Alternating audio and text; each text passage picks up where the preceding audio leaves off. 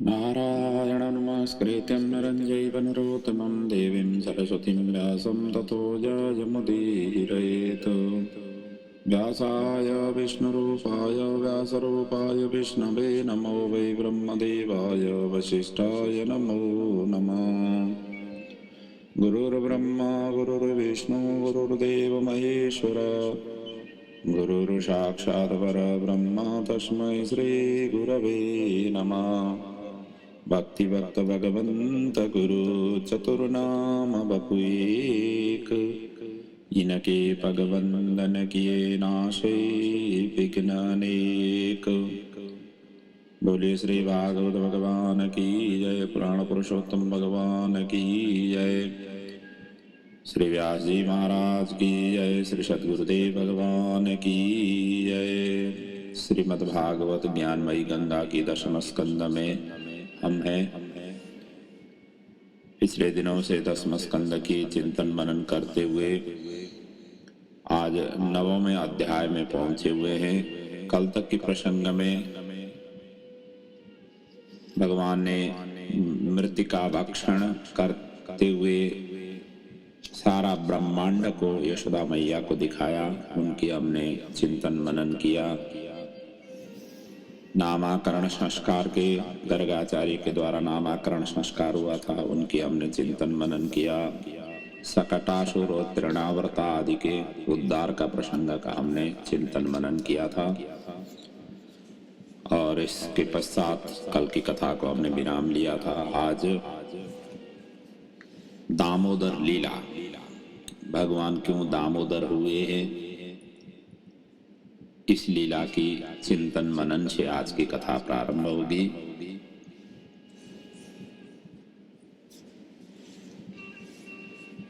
यहाँ सुखदेव जी महाराज परिचित को कह रहे हैं,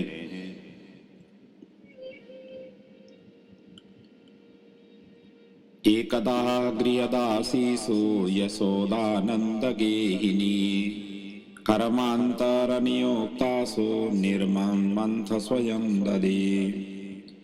यानि यानि हि गीतानि तद्बालचरितानि च दधिर्निर्मन्थने काले स्मरन्ति तान्यगायत। अब यहाँ एकादा का अर्थ लिया गया है दीपावली का सुंदर दिन, कार्तिक मास दीपावली का दिन। ऋषि को दामोदर मास भी कहते हैं। गृहदासीषु अर्थात घर में दासी प्रशस्त थी, परंतु पुत्र प्रेम बस वात्सल्य प्रेम बस आज यशोदा ने अन्य कामों में नियुक्त करके पद्मगंधा, मालती गंधा, मधुगंधा जैसे गौओं का दूध दही की खुद ही सेवा करने के लिए उद्यत हो गई और उनकी दधि मंथन करने लगी। और दधि मंथन करते समय यानी यानी ही गीतानि तदबाल चरितानि च दधिर निर्मंथने काले स्मरंती तान्यगायत। अर्थात लाला की जो लीलाएं हैं उन सभी को स्मरण करती हुई, चिंतन करती हुई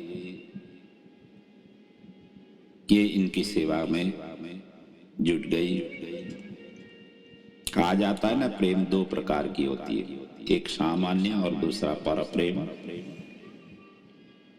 माता पिता, पति पत्नी, घर जगह, अपने कारोबार, ये सभी के सभी प्रति जो प्रेम रखा जाता है ये सामान्य प्रेम है।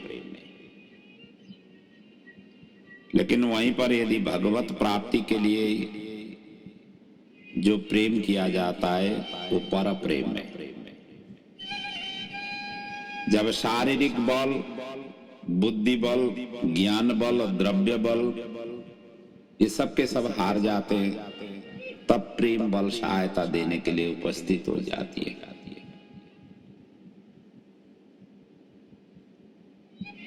और भगवान से अलग जब हो जाते हैं तो भगवान की प्राप्ति नहीं होती है। जब संसार में है तो संसार की प्राप्ति होगी। कहाँ रहना चाहते, संसार के प्रति आसक्ति या संसार के प्रति प्रेम रखेंगे तो संसार के रहेंगे, प्रभु के प्रति प्रेम रखेंगे तो प्रभु के होंगे। भगवान ने तो खुलम खुला छोड़ दिया हुआ है, जहां रहना हो वहां रहो, और जिधर रहना चाहते हो उधर ही तुम्हें प्राप्ति होगी, उसी की प्राप्ति होगी। इसीलिए तो आज आकर के विज्ञान ने इतना तरक्की कर पाया, इसीलिए तो आज का आकर के व्यक्ति ने इतना तरक्की किया हुआ है। यदि सभी के सभी भगवान के ही तरफ लग जाते तो बाकी जो है ना, संसार में कोई क्रिया नहीं होती थी। जब क्रिया नहीं हो जाती, इतना डेवलप नहीं हो जाता था, अन्वेषण ये सब चीज नहीं हो पाता था। विज्ञान की चमत्कार तभी संभव हो गई जब व्यक्ति संसार की तरफ दौड़े। संसार में ही सब कुछ प्राप्त मतलब मिलती है, इसी भावना से दौड़ लगाए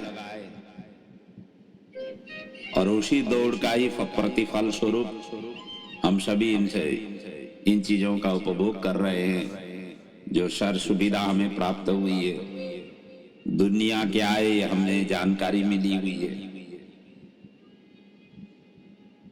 वह कहते हैं ना, समाज में सभी प्रकार के लोगों की जरूरत पड़ती है। विद्वान की भी जरूरत पड़ती है, मूर्ख की भी जरूरत पड़ती है, और जो सेवक की भी जरूरत पड़ती है, रक्षक की भी जरूरत पड़ती है, क्योंकि समाज की बैलेंस करने के लिए इन सभी चीजों की जरूरत है। उसी प्रकार भगवान ने भी खुल्लम खुला छोड़ दिया हुआ है, किधर जाना चाहते हो उधर ही चले जाओ। और अंतिम में ये कहते हैं कि मेरी तरफ आओगे तो मेरे हो जाओगे, अब मुझे छोड़ करके दूसरे की तरफ जाओगे तो मेरा जिम्मेदारी नहीं है। अब है भी सही, यदि शरणापन्न हो जाएंगे तब जा करके भगवान कल्याण करेंगे। शरणापन्न होना ही नहीं चाहते हैं तो फिर भगवान क्यों आपके पीछे दौड़ेंगे? आपको भगवान के पीछे दौड़ना है। यदि भगवान की प्राप्ति इसी जीवन में, इसी क्षण, इसी अवस्था में करनी हो तो, नहीं तो भगवान तो थोड़ी जबरदस्ती आपको आपके खींच करके ले जाएंगे।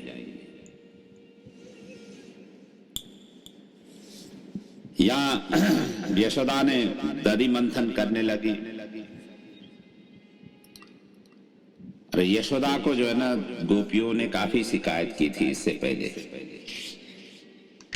सभी ने कहा था कि ये माखन चोर है, नटखट है, तरह तरह के इसने लीला जो हमने कल के परसों की चिंतनों में हमने की थी, सभी इस तरीके से माखन चोर कह करके लांछना लगाई। इससे उनको ठीक नहीं लगा।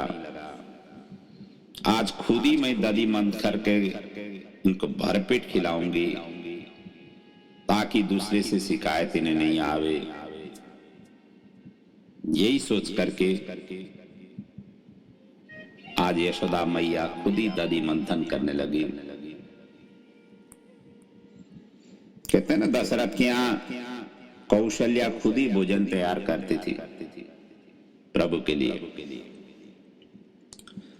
इतने दास दासी होकर के भी, उनके पास में इतने दास दासी थी, फिर भी जो न ठाकुर जी के लिए जब भोजन करानी हो, प्रभु के लिए जब भोजन बनानी हो, जो बाल भोग हो या राज भोग हो, वो खुद ही बनाती। तो भोजन भगवान के लिए है, इस भावना से भोजन तैयार करें, रसोई तैयार करें, और सारा जितने भी है घर में सदस्य सब भगवान के ही विग्रह है, और जो भी वस्तुओं की उपभोग कर रहे हैं, उपयोग कर रहे हैं, सभी भगवान ने दिया हुआ है। इस भावना से करेंगे तो घर ही मंदिर होगा, फिर मंदिर ढूंढने की जरूरत नहीं है, फिर तीर्थाटन करने की जरूरत नहीं है। आपका स्वयं घर ही मंदिर होगा। घर के प्रत्येक सदस्य ही भगवान के प्रतिमूर्ति दिखाई देने लग जाएंगे।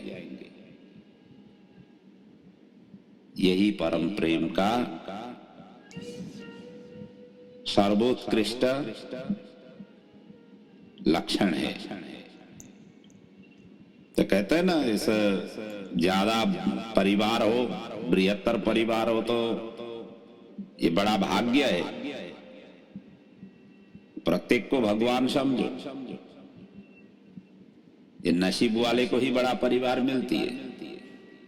आजकल तो चाह करके भी बड़ा परिवार नहीं कर पा रहे। देखिए घर घर की कहानी, एक एक संतान, किसी के तो संतान होने में भी तकलीफ हो रही है। एक संतान, दो संतान, दो संतान से ऊपर हर कोई व्यक्ति जाना नहीं चाह रहे। जबकि हमारे माता पिता, दादा दादी, देख लीजिए हम कितने परिवार के कितने सदस्य थे। तो एक दो संतानों को तो संतान ही नहीं समझते थे। एक संत प्रवचन में कहते थे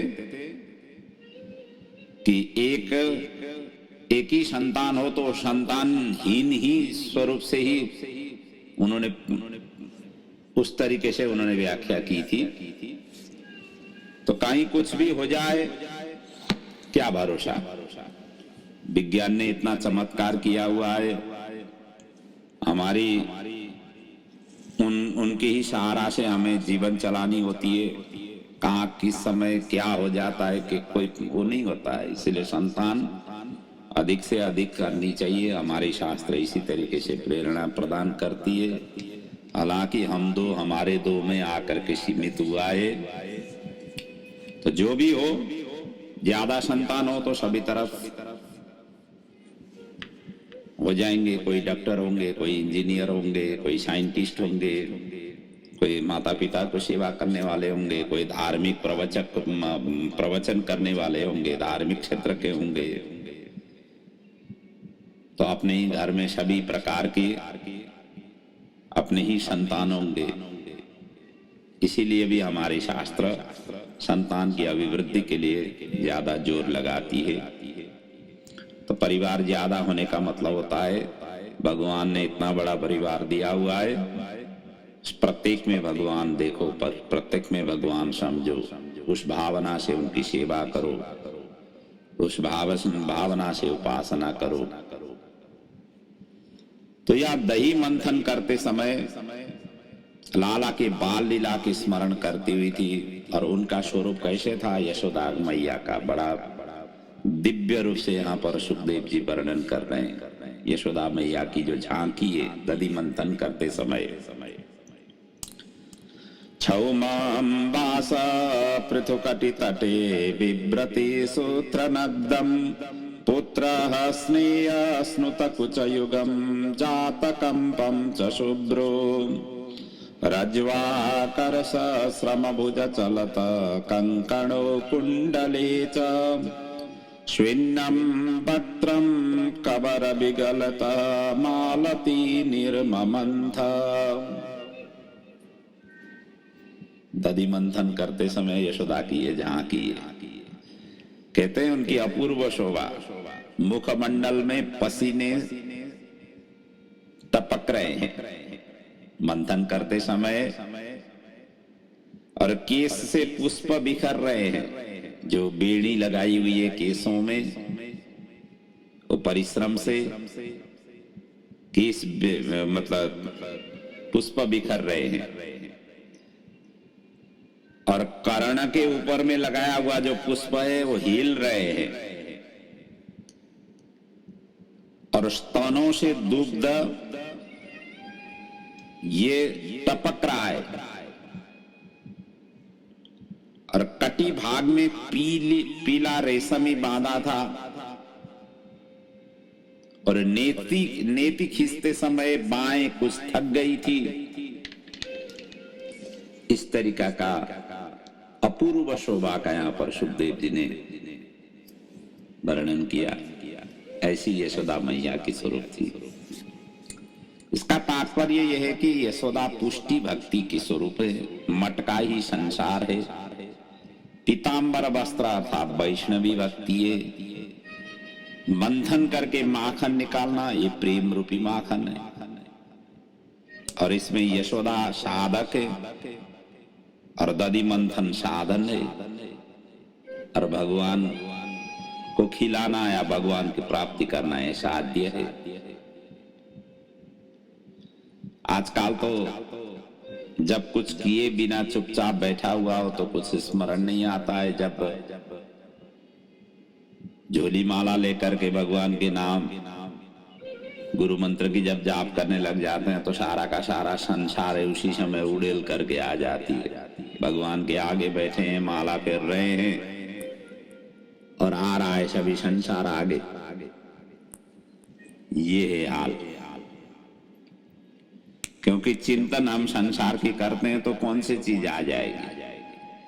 चिंतन जिसको करेंगे वही चीज तो सामने आ जाती है। संसार के चिंतन करने वाले के लिए संसार ही हमेशा हमेशा आएगी। इसलिए माला ले लो कि ध्यान में बैठो या पूजा करो या हवन करो, आएगा संसारी। इसलिए धीरे धीरे करके अभ्यासे नैव कौन्तेय, भगवान गीता में कहते हैं अभ्यास करनी चाहिए धीरे धीरे करके। कोई भी चीज एकाएक रातों रात लंबी दाढ़ी नहीं होती है, आदत उसमें डालनी चाहिए, तभी जाकर के कल्याण होती है। और इधर जो है ना भगवान अभी तक सो रहे थे, उधर दधि मंथन चल रही थी, इधर भगवान सो रहे थे। और माँ की स्नेह से साधना से उन्हें जगा दिया, क्योंकि उन्हीं की ही चिंतन कर रहे थे। वो निर्गुण से सगुण हो गए, अचल से चल हो गए, निष्काम से सकाम हो गए। और स्नेह के कारण भूख प्यास बन करके माँ के पास में आए, वो भी दूध पीने के लिए। स्तन्य कामः,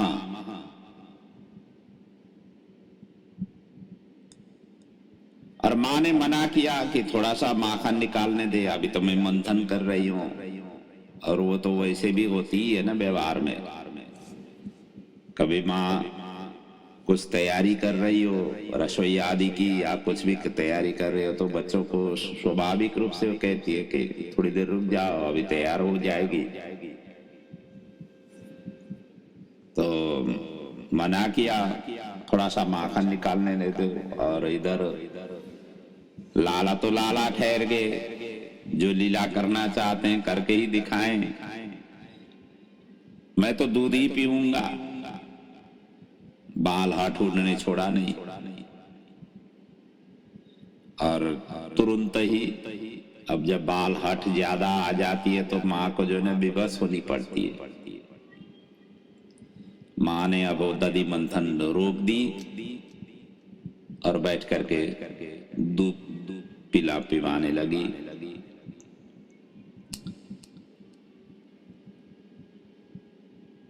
जब दूध पिलाने लगी, थोड़ी देर हो गया, दैव योग से क्या हुआ कि सामने चूल्हे में पद्मगंधा गाय का दूध गर्म हो रहा था। उधर चूल्हे में दूध रखा हुआ था, इधर मंथन कर रही थी। उसी समय भगवान आ गए, दूध पीने के उद्देश्य से बैठ करके दूध पिला रही थी, और उनको उधर दिखाई दिया। और ये तो होता ही है घर में। और उबलते हुए दूध देख करके लाला को वहीं छोड़ी, पटाख से नीचे छोड़ दी और चूल्हे की ओर उसको शांत करने के लिए दौड़ लगाई। यशोदा मैया ने जैसे उधर दौड़ लगाई, लाला इधर दूध से तृप्त नहीं हुए थे, इसलिए भगवान का एक नाम अतृप्त पड़ा यहीं पर। भगवान अतृप्त है। तो सुखदेव जी कहते हैं कि यहाँ पर अलौकिक भगवान को इन्होंने त्याग करके लौकिक दूध में इन्होंने मन लगा लिया। जब भगवान के गोदी में आकर के बैठे हुए ब्रह्म संबंधकार हो चुका हुआ है, फिर भी जो है ना लौकिक वासना इनके पीछे भाग रही है, ये तो ठीक नहीं हुआ। तब भगवान को क्रोध आया, इनको दिखा देता हूं लौकिक चीज क्या है, सांसारिक चीज क्या है। उन्होंने बार बार कहा कि मैं अब आ गया हूं, अब कोई भी समस्या नहीं है। फिर तो उन्होंने ज्यादा क्रोध आ गया और हुआ क्या, संजात कोपस्फुरितारुणाधरम संदृश्य ददभिर्दधिमंथ भाजनम अतृप्त उत्सृज्य जबेन सायया उत्सिच्यमाने पयसी त्वदीश्रिते। सुखदेव जी कहते हैं कि अत्यंत इनको क्रोध आया। क्रोध भी कैसे आया, स्फुरितारुणाधरम, ओठ फटफटाने लग गए। जब ज्यादा क्रोध आ जाती है ना व्यक्ति को, ओठ फटफटाती है। आप विचार कर लेना, आपके भी जीवन में कभी क्रोध आया हुआ हो। और उन्होंने देखा कि सामने अब दधी मंथन के लिए मटका रखा हुआ है। अब इसी का ही कल जय श्री कृष्ण कर देते, मटका तोड़ करके रखा हुआ उन्होंने रख दिया और माखन निकाल करके अब खाने लगे। ये अतृप्त तो थे ही। और तब तक में यशोदा मैया आई, देखी तो सर्वत्र फैला हुआ है, सारा का सारा भांड तोड़ा हुआ है। क्रोध के मारे अब खोजती हुई अंदर गई और अंदर जाकर के क्या देखती है, सुखदेव जी उसकी वर्णन कर रहे हैं। नटखट तो नटखट ही है। उल्लूखलांग्रेरुपरि व्यवस्थितम मरकाय कामम ददतम सिद्धि स्थितम। ओखली को तो उन्होंने उल्टी की। उल्लूखलांग्रे उपरी व्यवस्थितम, ओखली के उल्टी करके ऊपर चढ़ गए और जो ऊपर में छीके थी, छीके से माखन उतार करके, और अकेले ही नहीं यहां पर तो, क्योंकि सावे बाल लीला के, माखन चोर लीला के प्रचारक मंडल थे, तो वो भी वहां पर उपस्थित थे। पता नहीं कहां से वो उसी समय टपक गए। और साथ साथ में मरकाय कामम, वो बालक तो थे ही थे और बंदर भी साथ में थे। बालकों को एक अर्थ में बंदर भी कहा जाता है, क्योंकि उनका स्वरूप चंचल होती है। चंचलता के कारण उनकी उपमा दिया जाता है, लेकिन वहां इस उपमा नहीं, स्वयं बंदर ही थे वहां पर। और छीकों से निकाल करके उन सभी के साथ में माखन लुटा रहे थे। मैया चुपके से पीछे से आई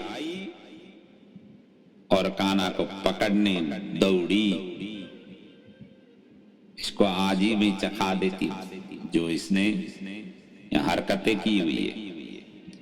मंडली इसी विषय में आए थे, आज किस घर की बारी है।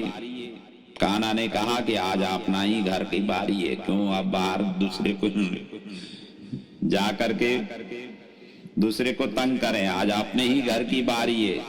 लगो टूटो अब यहीं पर। और यशोदा जैसी पहुंची, रीस से, क्रोध से वो चूर हो गई। और कहते ना बंधरी मन है, दोनों का चंचल स्वभाव। कृष्ण को पकड़ करके बांधने अब उसने निश्चय की, इसको आज ही मैं बांध करके ही छोड़ूंगी, क्योंकि सजाए देने माँ का हक होता है। शास्त्र में कहा है ना, लालयेत पंच वर्षाणि ताड़येतु 10 वर्षाणि प्राप्तेतु 16 वर्षे पुत्र मित्रम समाचरेत। 5 साल की तक की जो बालक होते हैं उनको लालन पालन करनी चाहिए, बड़े प्यार देनी चाहिए। अब ये प्यार की बंधन थी, उनको सबक सिलाने की बंधन थी। कई जो है ना माताएं इस तरीके से बच्चों को थोड़ा व्यवस्थित अपने लाइन में ले आना चाहती है। तो यहाँ पर यशोदा ने सोची कि अब आज इनको मैं बांध करके ही छोड़ूंगी, और हाथ में छड़ी लेकर के कान्हा के पीछे दौड़ने लगी। कहती है, अरे अशांत प्रकृति बानर बंधो, और मटका स्फोटक, अब तुझे माखन कहां से मिलेगा?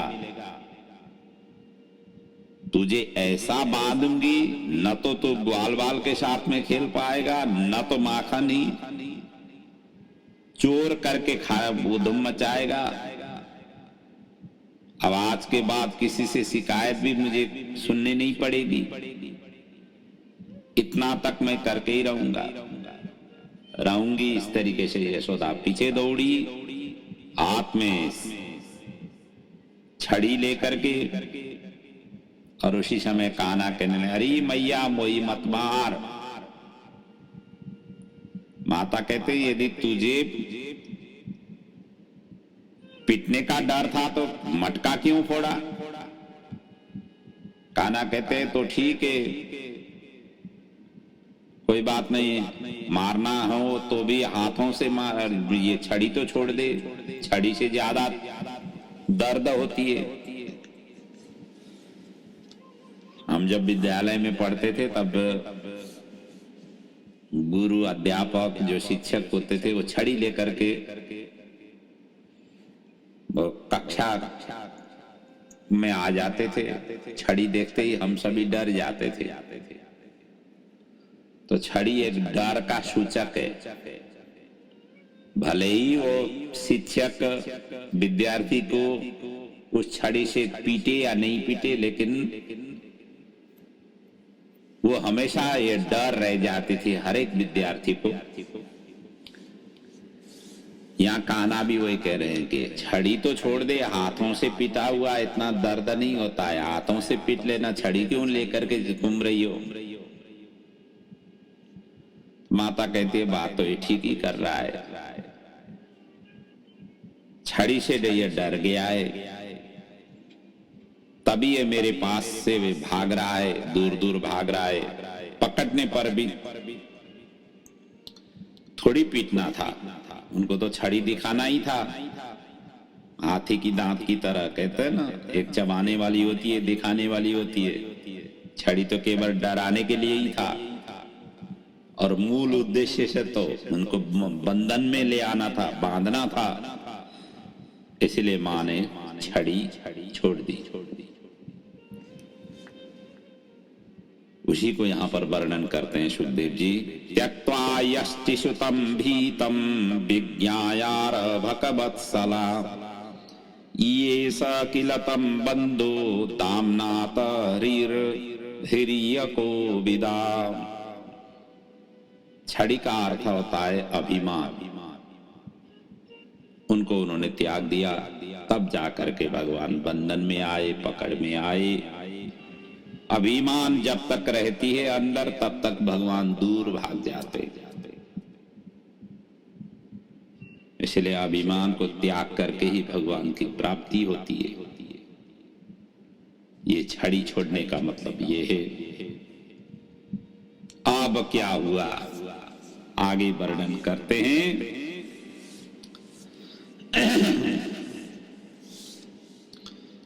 कोमल रेशमी रस्सी से उल्लू खल में बांधने लगी। जिस उल्लू खल के ऊपर में वो खड़े होकर के सभी को लुटा रहे थे, और जो रेशमी कपड़े जब गांठ मारने लग जाती थी, तब जाकर के 2 अंगुल कम रहती। गांठ बांधने के लिए तो थोड़ी सी चाहिए ना, रस्सी थोड़ी सी लंबी चाहिए, तब जाकर के बांधी जाती है। जब बांधने की बारी आ जाती है, 2 अंगुल कम। फिर दूसरे रेशमी कपड़े, तीसरे, चौथे, 5वें, जितने भी ज्वाइंट करते गए, अंततोगत्ता जब बांधने की बारी आ जाती है, 2 अंगुली कम। तो फिर भी बांधते समय 2 अंगुल कम पड़ गया। इसलिए सुखदेव जी वर्णन करते हैं, यदाशि तदपि न्यूनम तेनान्यादपि संददे तदपि द्विगुलम न्यूनम यदि यदा दत्त बंधनम। अब ये 2 अंगुली कम क्यों पड़ा, इसके ऊपर विद्वानों ने अनेक उत्प्रेक्षाएं की हुई है। कहते हैं भक्ति और वैराग्य, ये 2 अंगुली का अर्थ होता है, 2 अंगुल का अर्थ होता है भक्ति और वैराग्य। इससे ही भगवान बंधन में आते हैं। नाम और रूप, दूसरे विद्वान कहते हैं ये परे, वही व्यक्ति मेरे मतलब उन्हीं व्यक्तियों के प्रति मैं बंधन में आ जाता हूं। भक्ति और वैराग्य से मैं बंधन में आ जाता हूं, नाम और रूप से मैं बंधन में आ जाता हूं। आगे की लीला 2 वृक्षों का उद्धार करना था, नलकुबर और मणि को उसका, और ये सूचना है पहले ही देना चाह रहे थे, इसलिए 2 अंगुल कम। द्वैत भाव जब तक होगा तब तक अद्वैत की स्थिति नहीं सृजना हो जाती है। इसलिए द्वैत को संकेत ये कर रहे थे, इसलिए 2 अंगुली का अर्थ द्वैत भाव का स्वरूप। अहम और ममता इसका प्रतीक था। जहां अहम और ममता छोड़ दिया तब भगवान की प्राप्ति हो जाती है, इसलिए 2 अंगुल कम। इस प्रकार से विद्वानों ने अलग अलग उत्प्रेक्षा की है। भगवान को प्रेम की रस्सी से बांधो, रेशमी रस्सी से नहीं।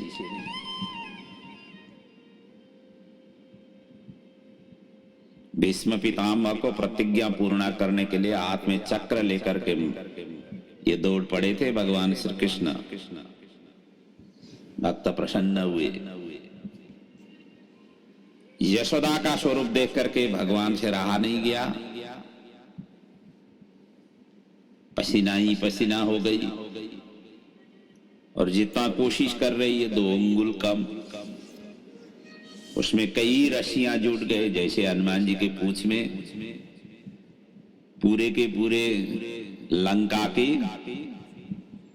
जो भी थे लत्ते कपड़े सारा का सारा, घी तेल सब मंगा करके पूंछ में लपेट करके लपेटा जा रहा था, और पूंछ बढ़ती जा रही थी, पूंछ बढ़ती जा रही थी। उसी प्रकार का लीला यहां पर भगवान कर रहे हैं। तो पसीना पसीना हो गई, केस बिखर गए, वस्त्र अलंकार अस्त व्यस्त हो गए। माता की ये परेशानियां देख करके भगवान को दया स्वाभाविक रूप से उत्पन्न हुआ। तब जाकर के सुखदेव जी वर्णन करते हैं, स्वमातो खिन्न गात्राया विस्रस्त कबरस्रज दृष्टा परिश्रमं कृष्ण कृपयाशित स्वबंधने। अंततो गत्वा भगवान ने सोचा, करुणा कृपा शक्ति उन्होंने जागृत की, और 2 अंगुल का अभाव तुरंत पूर्ण हो गया। और वो लुखल में भगवान बांधने में वो सफल हो गई। उदर में बांधने से नाम पड़ा दामोदर। दामः रज्जुः उदरे यस्य सः दामोदर। दामोदर भगवान की जय। भगवान का एक नाम यहां दामोदर पड़ा।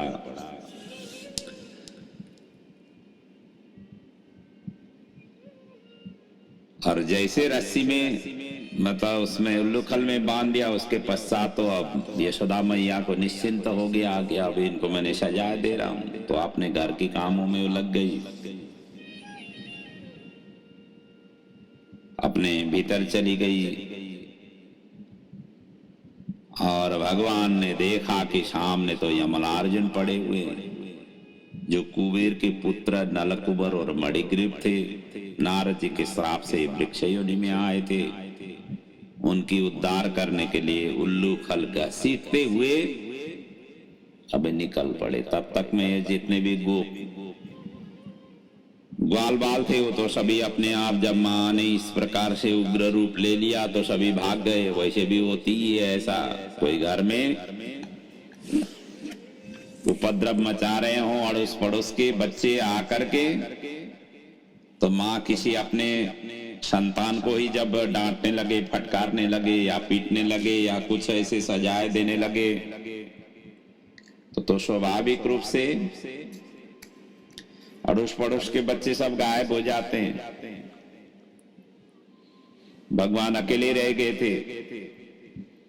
देखा तो सामने ये है, अब इनका भी उद्धार मुझसे ही करनी है। इसलिए भगवान अब घिसटते हुए उस उल्लू खल को लेकर के उस वृक्ष की ओर में अब आगे बढ़ते हैं।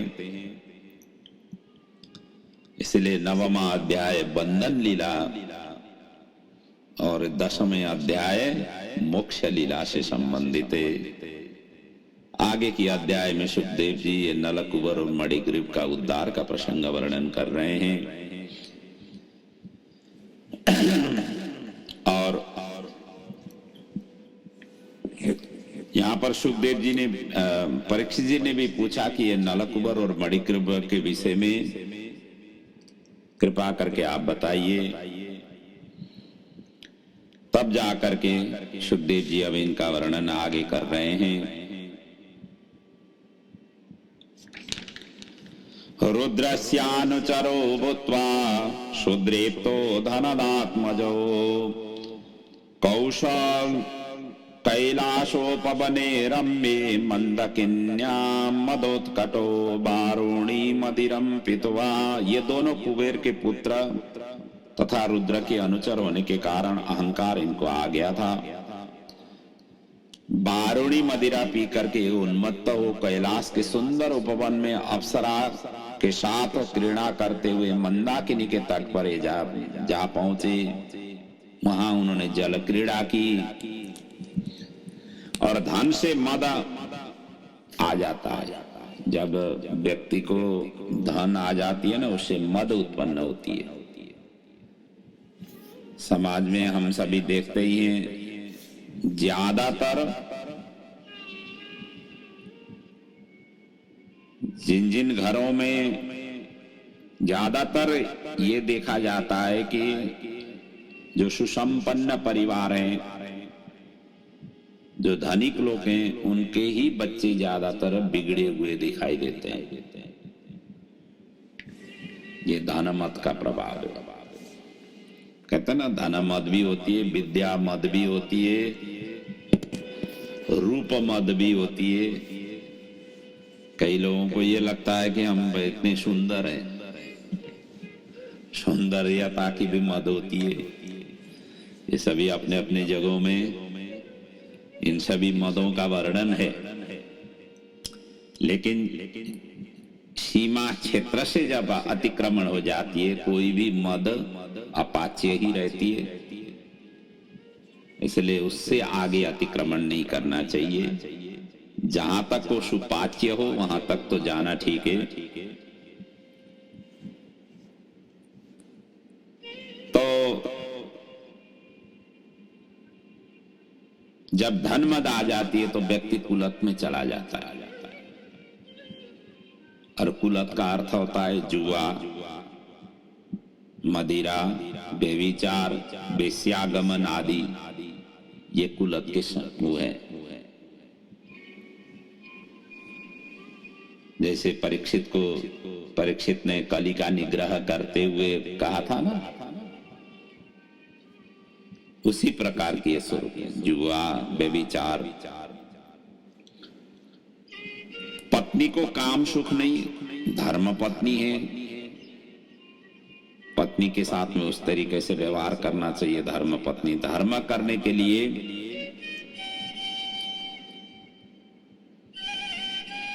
पत्नी हमने वरण करके ले आते हैं। जब हम शादी में मंडप में जब फेरे लगाते हैं, फेरे लगाते समय वही मंत्रों का उच्चारण किया जाता है।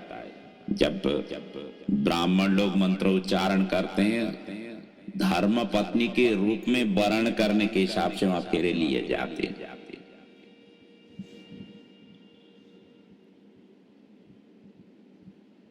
तो इसलिए देखा भी यही जाता है कलयुग में, घर घर की पूजा यदि हो रही है, घर घर में पूजा हो रही है, तो घर की देवियों ही आगे बढ़ करके पूजा हो रही है। जिस घर में माताएं आलसी बने या भगवान से विमुख बने, उस घर में पूजा पाठ नहीं होती है। और भगवान के विग्रह होते भी हों तो उनका कभी स्नान आदि नहीं होती है, कभी उनको तिलक आदि नहीं करते हैं, कभी उनके आगे ज्योत भी बड़ी मुश्किल से जगाया जाता है। और हम इसीलिए कि हम हिंदू हैं, धार्मिक हैं, ये दिखाने के लिए मठ मंदिर घर में मंदिर जैसा बनाया हुआ होता है, लेकिन वहां सेवा पूजा नहीं होती है, आराधना नहीं होती है, पूजा पाठ नहीं होती है। यदि माताएं आलस्य बने तो। इसलिए माताओं के ऊपर एक नहीं अनेक जिम्मेदारी है। बच्चों को टेक केयर करना भी, और परिवारजनों को भोजन के लिए तैयार करना भी, घर की सर सफाई करना, पूजा पाठ भी करना, ये सभी की सभी जिम्मेदारी माताएं के ऊपर है। और जिस घर में माताएं, और भगवान शक्ति भी प्रदान करते हैं, ऐसा नहीं है कि शक्ति नहीं करते। भगवान ऐसे जिनको अपनाते हैं उनको छोड़ते भी नहीं है। उनका जो जो शक्ति चाहिए, तभी तो माँ इतना कर पाती है। आप देखिए सुबह से शाम तक कितना काम माताएं करती है। और कई आजकल तो ऐसी स्थिति हो गई है, माताएं काम में भी जाने लग गई। पहले पहले के जमाने में तो होता नहीं था। घर के काम तो करती ही है, और बाहर भी जा करके नौकरी करके धन कमा करके भी ले आती है।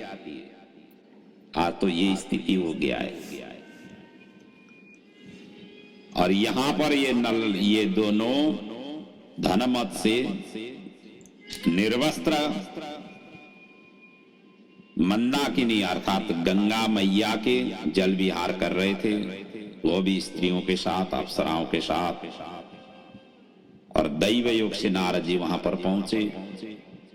नारद जी को देख करके स्त्रियों ने जल्दी में उन्होंने कपड़े पहन लिए, लेकिन इधर अभिमान और अहंकार से कुबेर के पुत्रों ने वो किया नहीं।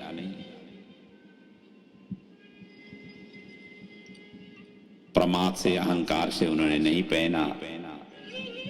और उसी का वर्णन सुखदेव जी कर रहे हैं यहाँ पर। तम दृष्ट्वा व्रीडिता देव्यो विवस्त्रा शाप संकिता वासांसी पर्यदो शीघ्रम विवस्त्रो नैव गुह्यको। ये गुह्यकों ने वस्त्र नहीं पहना, लेकिन जो अप्सराएं थी, देव कन्याएं थी, उन्होंने पहन लिया श्रापित होने के डर से। नारद जी ने कहा कि लक्ष्मी की अधिकता होने से तुम्हें मद्यपान, परस्त्री गमन और द्यूत क्रीड़ा में लगे हुए हो, अतः मैं तुम्हें भी श्राप दे देता हूं कि अतोर्हात स्थावरताम श्याताम नैव यथा पुनः। जैसे वृक्ष नग्न होकर के खड़ा होते हैं, और वैसे ही जड़वत बनो, अर्थात वृक्ष के योनि में चले जाओ। तब जा करके उनको श्राप तो दे दिया नारद जी ने, और जब श्राप सुना तब जा करके उनको होश आया। ये तो गुरुजी हैं, इनके आगे हमने अप्रिय कार्य किया, उनको होश आया, नारद जी के चरण शरण में पड़ गए कि हमारा उद्धार कैसे हो जाए, आप क्षमा करिए, हमारी जो हमने जो गलती की हुई है उसके लिए क्षमा कीजिए, याचना किया। तब जाकर के नारद जी ने कहा कि अब तुम दोनों को वृक्ष योनि में तो जाना ही पड़ेगा, लेकिन अन्यत्र नहीं। नंद के घर के आंगन में जाकर के तुम लोग वृक्ष बनोगे, जुड़ुआ वृक्ष के रूप में। यमलार्जुन, यमा कहते हैं युग्म, ये अर्जुन वृक्ष थे, तो यमलार्जुन वृक्ष के रूप में वहां पर उनके आंगन में आप लोग खड़े रहोगे। जब भगवान नंद के घर में प्रकट होंगे तब उनके चरण स्पर्श से तुम लोगों का मुक्ति होगी। इस प्रकार के आशीर्वाद भी उन्होंने, कृपा भी की। इसलिए कहते हैं ना, संपत्ति भी भगवान की कृपा है। जिनके पास में संपत्ति आया हुआ है भगवान की आशीर्वाद से आया हुआ है। हो सकता है आपके प्रारब्ध की कुछ पुण्य थी, इसीलिए इस जीवन में भोगने के लिए आपको संपत्ति भगवान ने प्रदान की हुई है। हो सकता है पिछले जन्मों में प्रारब्ध में आपने कुछ दान पुण्य आदि किया था, सत्कार्य अपने हाथों से हुआ था। इस जन्म में भगवान ने इसीलिए ऐश्वर्य आदि संपूर्ण धन दौलत दे करके आपको भेजा हुआ है। तो ये भगवान की कृपा है। संपत्ति भी, इसको हेला नहीं करना चाहिए, इसको एक्सेप्ट करना चाहिए और इसको सदुपयोग करना चाहिए। और जो पाप कर्म करते हैं उनको जाना तो वृक्ष योनि में ही पड़ती है। नरक आदि भोगने के पश्चात देवी भागवत में लिखा हुआ है, जैसे जैसे पाप किए हुए हैं उसी हिसाब से नरक कुंडों में जाना पड़ता है, और वहां कितने समय व्यतीत करके फिर किस किस योनि होते हुए फिर मनुष्य योनि में आना होता है। सभी का वहां पर वर्णन किया गया है। एक बार देवी भागवत उठा करके देखना चाहिए, मूल ग्रंथ में जाकर के देखना चाहिए। तो वृक्ष का अर्थ होता है जड़, जो कहीं जा नहीं सकता है, और जड़ होकर के 6 ऋतुओं का मार लेना उनको पड़ता है। एक ही जगह में युगों युग तक खड़ा रहना पड़ता है।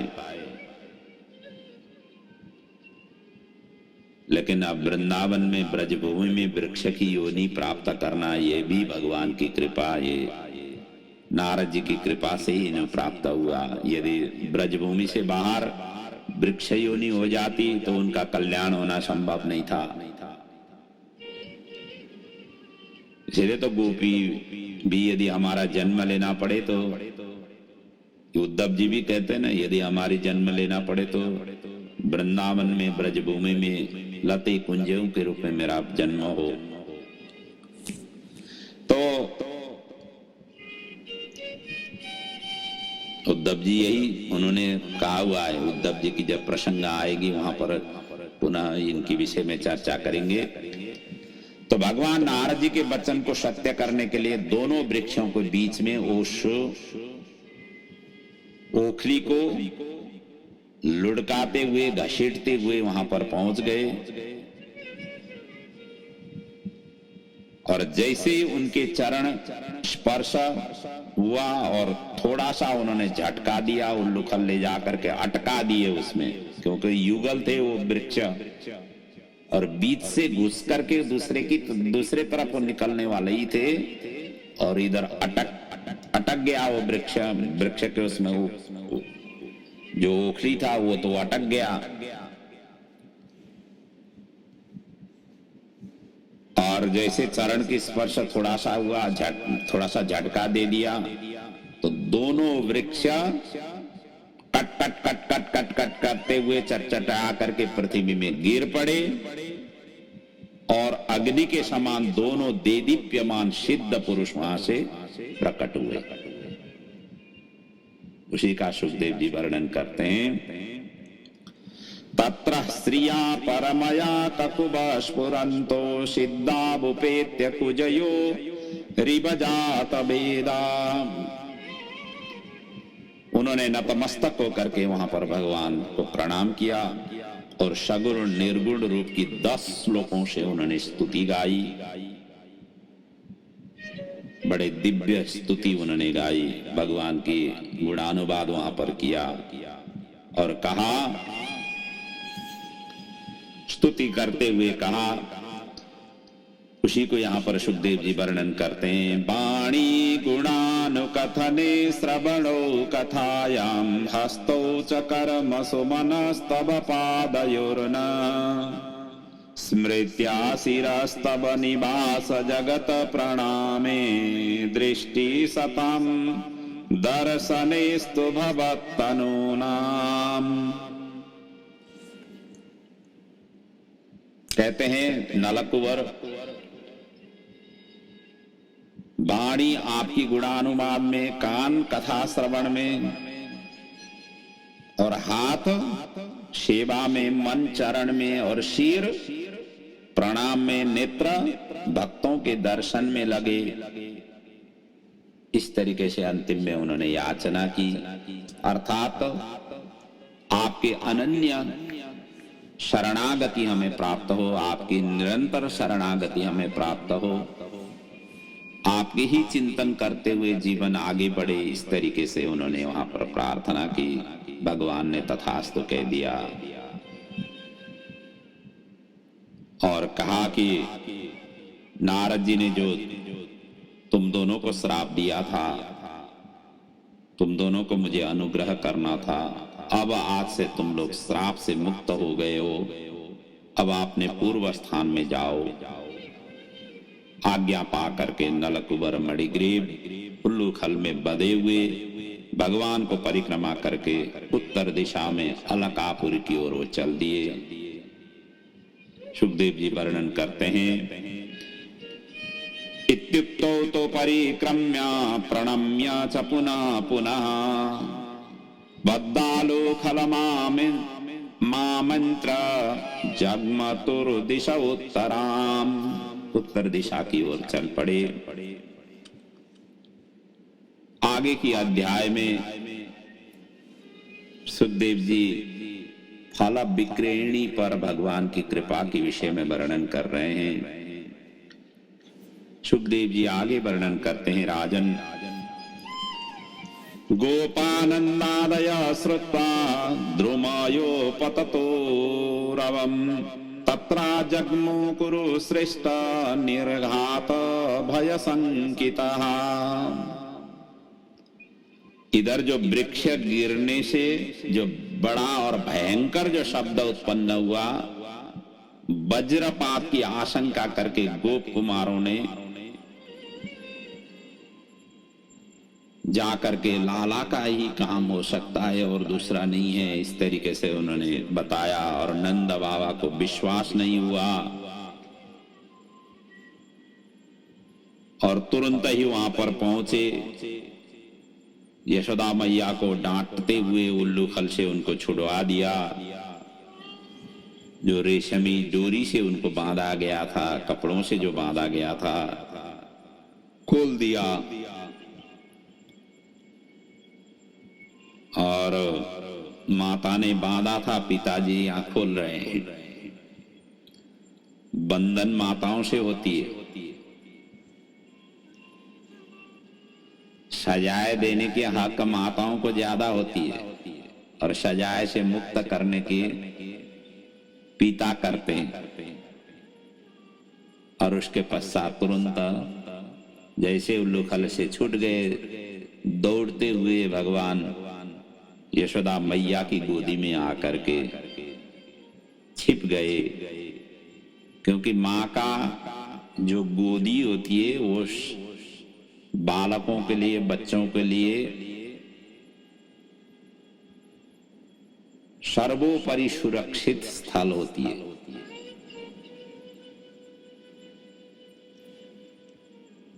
माता पिता यदि सामने हो तो बालक जो है ना दूसरे को थोड़ा हिम्मत वाले बात भी वो कह सकता है, यदि माता पिता सामने दिखाई दे रहे हो तो। व्यवहार में भी यही दिखाई देता है। यदि माता पिता दूर हो तो बालक जो है इसे हिम्मत वाली बात नहीं कह सकता है, किसको ढाढ़स देने की बात नहीं कह सकता है।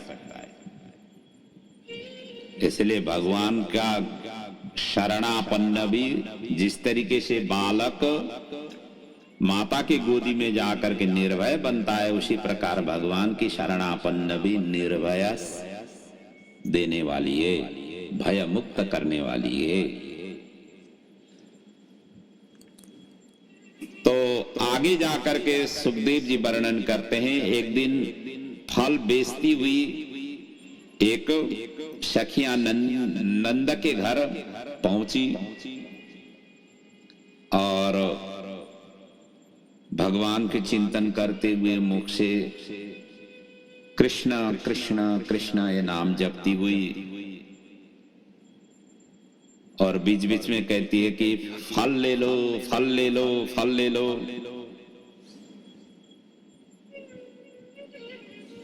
तो यही होता है ना गांव घर में, आप हम देखते ही हैं समाज में जो इस तरीके से चलने वाले लोग देखते ही हैं। यहाँ पर उन्होंने फल टोकरी में लेकर के चल रही है और भगवान कृष्ण का नाम उच्चारण कर रही है, बीच बीच में फल ले लो ऐसा कहते हुए भी आवाज कर रही है, लेकिन उनकी आवाज किसी ने नहीं सुना, कोई ध्यान ही नहीं दे रहे थे। लेकिन अंतपुर में रहे हुए भगवान ने, लाला ने, उन्होंने सुना और अंजलि में धान्य भर करके बाहर निकले।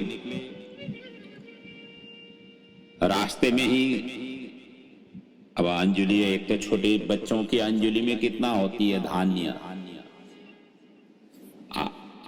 धान्य आता ही कम है और वो भी चलते चलते थोड़ा ठुमुक ठुमुक चल रहे हैं। चलते चलते जब पहुंच गए तब तक में तो कहीं वहां पर गिर गए।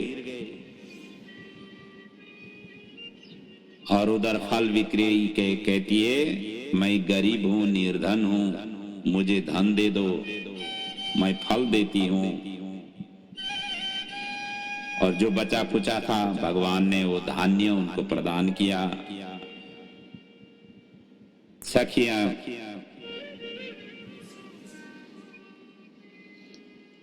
ने, जो फल विक्रेता थी, उसने फल प्रदान की। जितने टोकरी में फल थे वो सभी छोटी हाथ में एक के बाद दूसरे तीसरे जब रखती गई, सभी के सभी वो छोटी हाथ में समाते गए और बदले में उसी धान्य में ही रत्न भगवान ने प्रदान किया। उसी का वर्णन यहाँ पर सुखदेव जी कर रहे हैं। फल विक्रयणी तस्य च्युत धान्यम करद्वयम फलै आपूरयद रत्नै फलभाण्ड पुरीचितः। तो गोदी में रखने की इच्छा उन्होंने की, भगवान ने वो भी पूर्ण कर दिया। आज फल विक्रय के ऊपर ब्रह्म संबंध उनको प्राप्त हुआ, जीव और शिव वहां पर मिले। और पुत्र उनके नहीं थे, पुत्र उसने मांगी, अन्न मांगी, धन मांगी। उनको पश्चाताप हुआ, घर में आई, अपार धन से उनको पूर्णता प्राप्ति हुई। उसके बाद में फिर उनको फल ले ले करके जाना नहीं पड़ा। इतना अपूर्व सौभाग्य, ऐश्वर्य से सुसंपन्न, धन दौलत से संपन्न भगवान ने उनको कर दिया। इसलिए गीता में कहा गया ना, यत करोषि यदस्नासि यज्जुषि ददासि तत् यत तपसि कौन्तेय तत्कुरुष्वम मदर्पणम।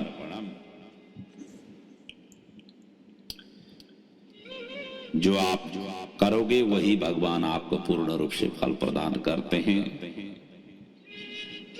ऐसे भगवान के श्रद्धा से भगवान के प्रति जो भी अर्पण किया जाता है, भगवान वो रखते नहीं है, और भगवान उसको कई गुना बना करके वापस कर देते हैं। ऐसी ऐसी लीलाएं भगवान ने छोटे छोटे उम्र में नंदगांव में रह करके से गोकुल में रह करके किया। अब इसके पश्चात वृंदावन लीला की प्रारंभ होगी। यहाँ तक में हमने गोकुल में ही रह करके जो भी लीला का चिंतन मनन किया, अब वृंदावन में प्रवेश भगवान होंगे और वहां पर गौओं को चराने लग जाएंगे, गोपाल बनेंगे। और उस समय कई कंस के भेजे हुए असुरों का वो एक के बाद दूसरे उद्धार करते जाएंगे। और उन लीलाओं का चिंतन मनन हम अगले पड़ाव में करेंगे। और आज के प्रसंग को यहीं पर हम विराम दे रहे हैं। भगवान आपके भागवत भगवान आपके जीवन में, आपके घर परिवार में सुख, समृद्धि, ऐश्वर्य और सभी प्रकार की संपदाओं से परिपूर्ण करें। यही प्रभु के चरणों में वंदन प्रार्थना सहित मैं अपनी वाणी को यहाँ पर विराम दे रहा हूँ। ओम पूर्णमदः पूर्णमिदं पूर्णात् पूर्णमुदच्यते पूर्णस्य पूर्णमादाय पूर्णमेवावशिष्यते। बोलिए श्री भागवत भगवान की जय, पुराण पुरुषोत्तम भगवान की जय, श्री व्यास जी महाराज की जय, श्री सद्गुरुदेव भगवान की जय।